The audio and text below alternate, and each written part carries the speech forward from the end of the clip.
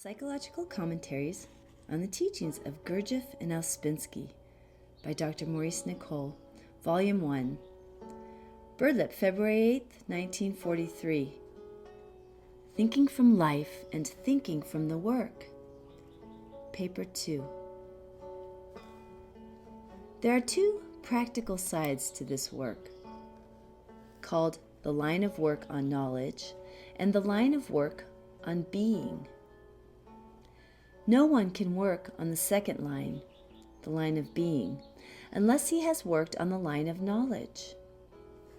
That is, a man must know first what he has to work upon in his being. Knowledge is a matter belonging to the intellectual center. This must change first before anything else can change. A man must absorb new knowledge before he can change. The knowledge of this work needs to be thought about. Thinking is the function of the intellectual center. If you do not think about the knowledge the work is teaching you, then your mind cannot change. And if your mind does not change, you cannot change. You may believe that it makes no difference how you think. But it is important in the work not to think wrongly. Every time you think, you make a track in the mind. If you think wrongly, you make a wrong track, and the mind becomes like a delicate electrical machine, which is all wrongly connected. This certainly is the ordinary effect of life on the mind. But the ideas of the work are to make right connections and so give you a new mind. The work is rich in ideas, and the work as a whole can form a complete mental organism in the mind. Life does not do this. The ideas you learn from life are confused and contradictory. They cannot form the mind on all its sides. But the work ideas can. They relate everything rightly in giving the right scale to things. This is because they come from conscious man. Last time, the first part of the paper on thinking from life and thinking from the work was read. This followed on the talks about the four bodies that exist in a fully conscious man. Although the subject is difficult to understand, as you were warned, it is not so difficult to understand the idea of a man being worked from outside or from inside. You remember the diagram with the arrows.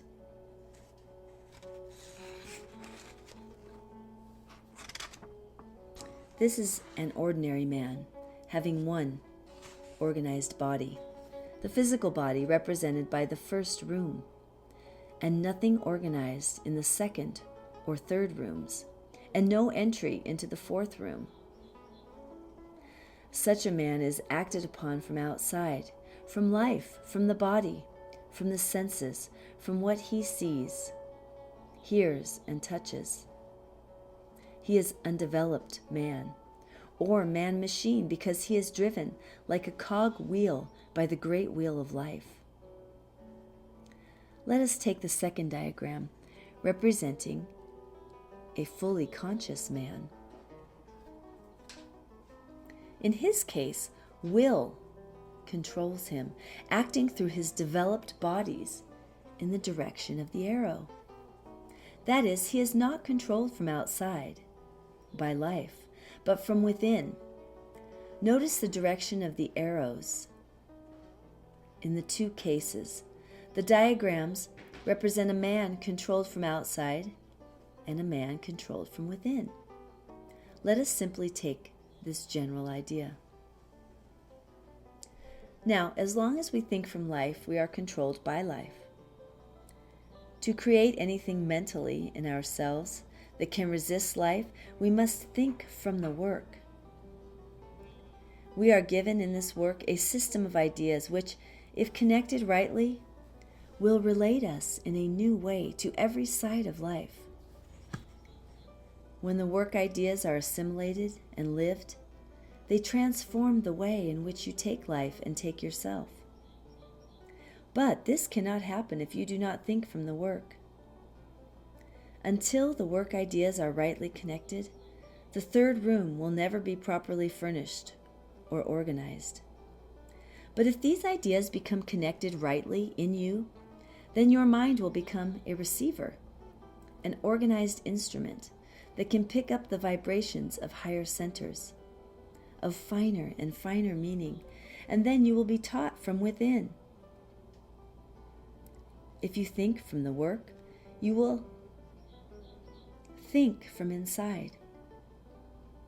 The mind strengthened by receiving the ideas of the work and thinking from them will form something organized, something within and independent of outer life.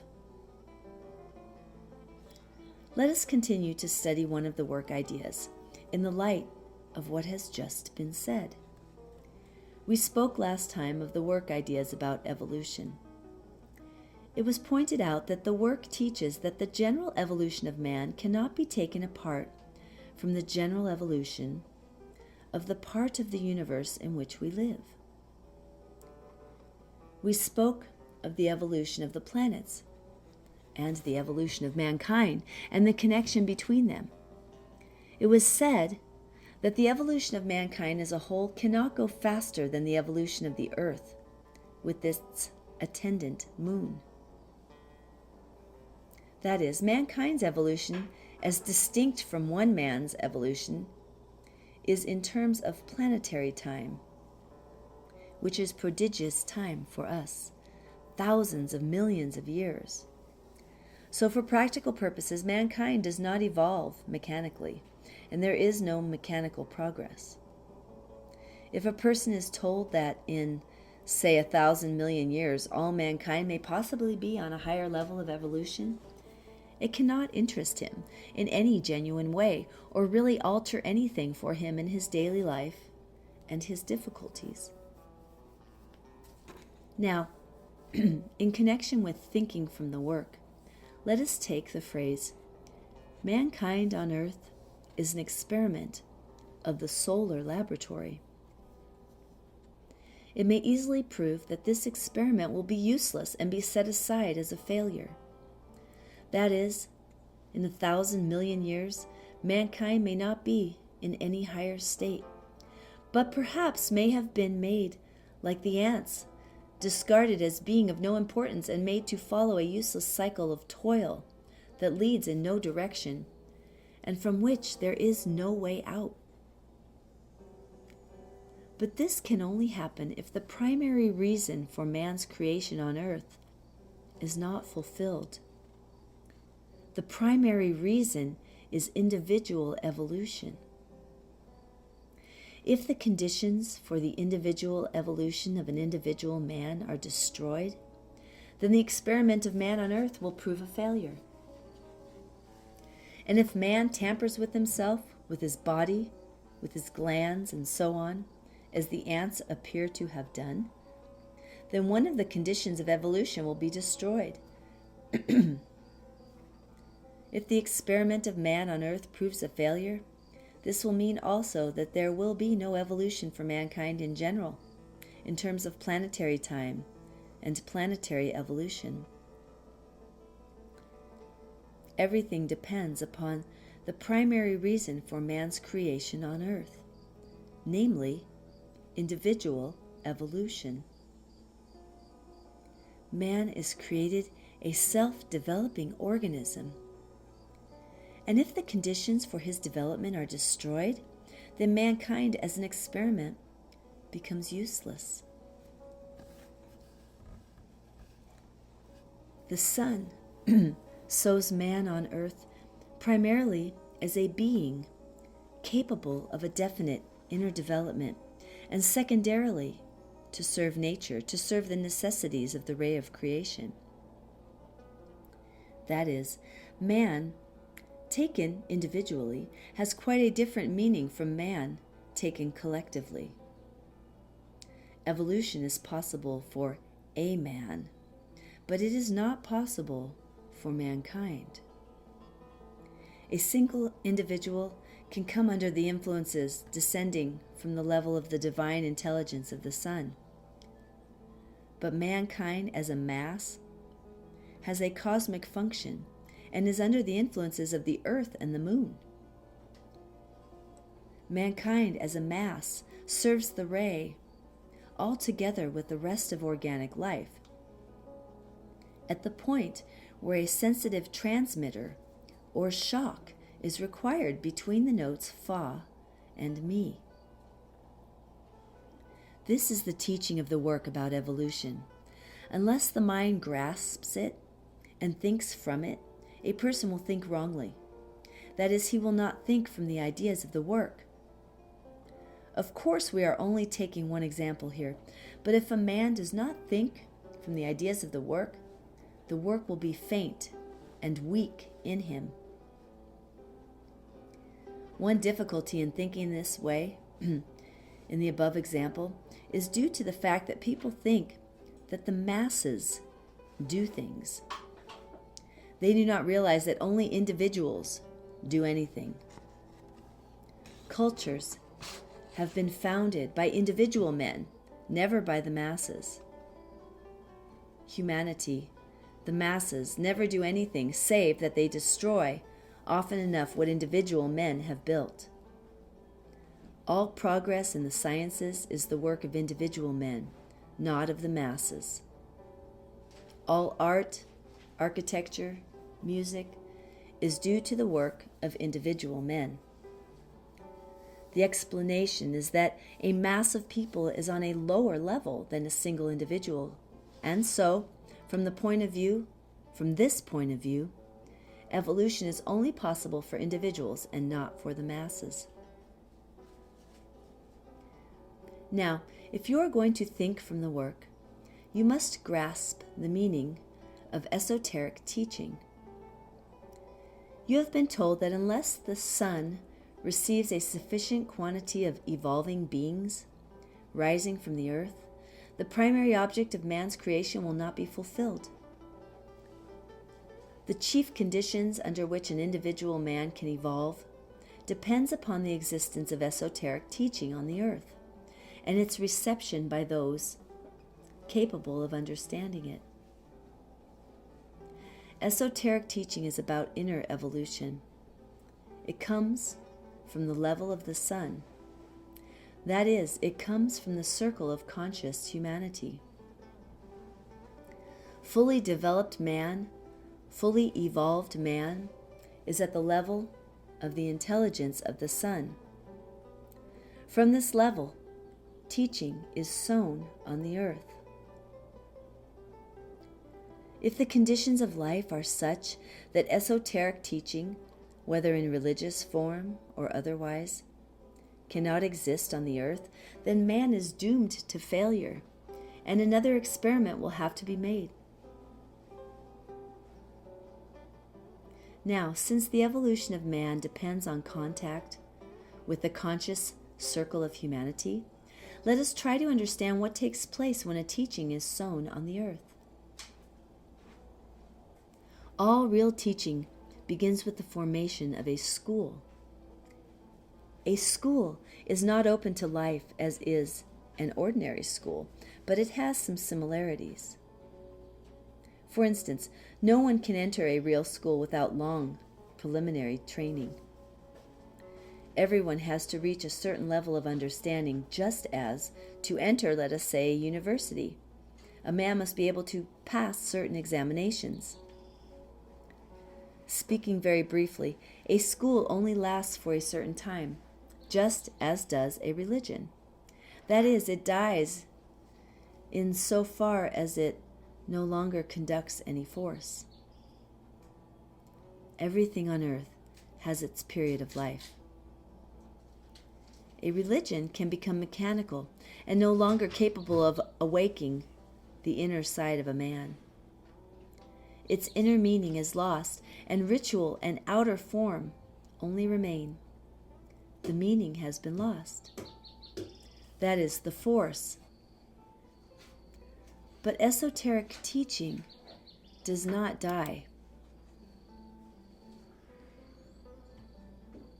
When a particular school on earth or a religion dies, then there is always another school, another form of teaching arising. Esoteric teaching continues. It preserves itself. The ark riding on the flood of evil refers to this idea. Christ's parables about the vineyard that might be destroyed refer to an esoteric school of teaching, not to esotericism itself. But all these matters must be spoken of later. The point is that if man loses touch with esoteric teaching, he is cut off and must degenerate. We cannot speak fully about schools in this paper. The main thing to grasp is that any real teaching coming from the conscious circle of humanity can only exist in a school and be transmitted orally. When it passes into life, when it is written down, it becomes changed. One reason for the change is that the mind of conscious man thinks in a way in which ordinary minds cannot think. Conscious man thinks psychologically. Mechanical man thinks logically. This change is expressed in the work by the diagram of the three influences called C, B, and A. C influences are directly from conscious humanity. When they enter the circle of mechanical life, they are changed into B influences. A influences are the influences created in life by wars, money, politics, science, business, and so on. In the mechanical circle of life, A and B influences exist. A man who possesses magnetic center is aware of this. But a man who does not cannot perceive it. A influences drive life and produce the ordinary history of the world. Now, the conscious circle of humanity cannot communicate directly with the mechanical circle of humanity, for they would not be understood. The conscious circle of humanity understand one another, but mechanical men would understand in quite different ways and begin to quarrel and break one another's heads. And this actually does take place. If all mankind were developing, if all were overcoming their violence, their state of sleep, their negative emotions, their internal considering, in fact, doing this work, then it would be possible. But for this understanding to begin to be possible, men would have to speak a common language. But there is no common language, and so people do not and cannot possibly understand one another. Only the conscious circle of humanity, that is number 5, number 6, and number 7 man, can understand one another. Number 4 men begin to understand one another. That is, people developed in all 3 centers, and so balanced men. But the circle of mechanical humanity, number 1, number 2, and number 3 man, cannot understand one another. They are respectively one-center men, one-sided, and so unbalanced. In the study of this work, we are learning a common language, by means of which we can begin to understand one another. You have only to realize the difference between talking to a person who knows this work and a person who knows nothing to realize a little what this means. It makes no difference whether you learn this work in Russian or French or English. You are just the same, learning a common language. And in a sense, it can be said that we are studying the language of conscious humanity. And that is why it is important to learn it and understand it and think in terms of it. That is, think from the work. If everyone on earth began to study and speak a common language in this respect, then it might be possible for mankind to take a step forward. It would be possible for something universally agreed upon to develop. It would be possible for everyone to make the necessary sacrifices and efforts at the right time when shocks were necessary, so as to fulfill the demands of the law of the octave. And the work teaches that a step forward is now possible, and that man need not serve the moon as formerly. But look what is happening. Is there any less servitude on earth, even though there is less servitude needed by the moon? Now, if you will leave the world of if, the world of fantasy and imagination, and think practically, you will realize the difficulty of any step forward.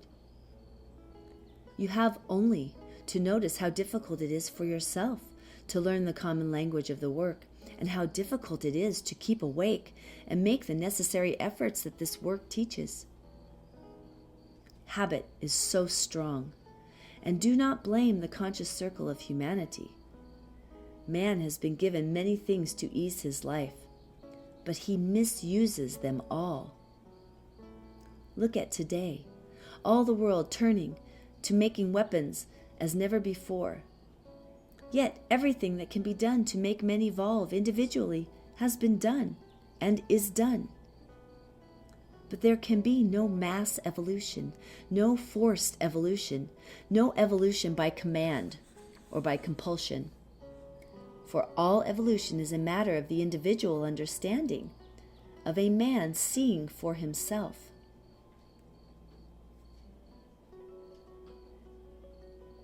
The right inner development of a man and his right crystallization depend upon understanding.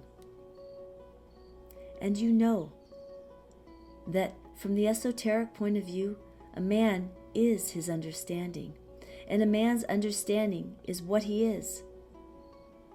But you cannot make a man understand. You cannot force him to understand why he should not act as he does, or compel him to understand that he should not speak as he does. There can be no violence, no collective coercion, and above all, no physical fear used, for fear does not develop the understanding. You cannot make a dog understand what you want him to do by fear. You can only teach him what he must not do by that method, and he will never understand why. Our case is the same. The esoteric circle of humanity cannot force man to understand. It cannot appear visibly in some supernatural or terrible way to man, for then man would be forced by the evidence of his senses and also forced by fear. He would be forced from outside. But that is not understanding, which depends on your seeing the meaning of something for yourself. And to see the meaning of something is internal and develops the internal side of a man so that it becomes stronger than the outer, life-driven side.